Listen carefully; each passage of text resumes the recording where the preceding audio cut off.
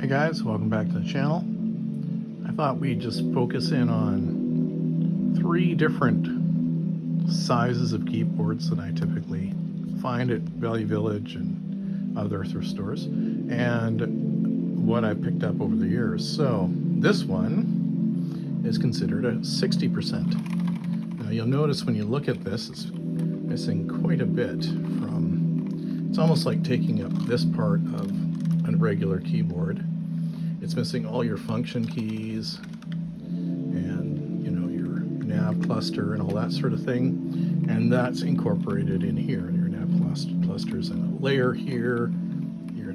There's your home and page down, page up. This whole area here is captured here in a layer, and your function keys are across the top, and you activate them with this function key. So it's a way of compressing down the size to something a little bit smaller. If you don't want to have to relearn function key buttons and stuff, you want to just sort of jump in and do your basic sort of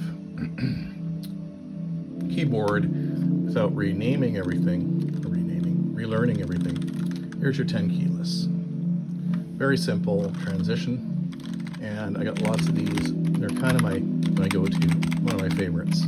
This is strictly for mobile use, for like a laptop at a coffee shop or something where you really want that mechanical.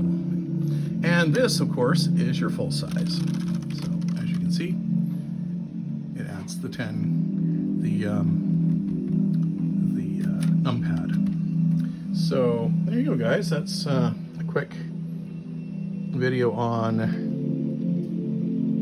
the many varieties of keyboards that you can get at a thrift store.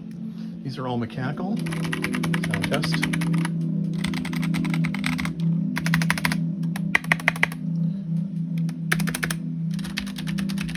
And depending on what you like, these are all very good keyboards, and I quite like them. Thanks for tuning in, and I'll see you in the next one.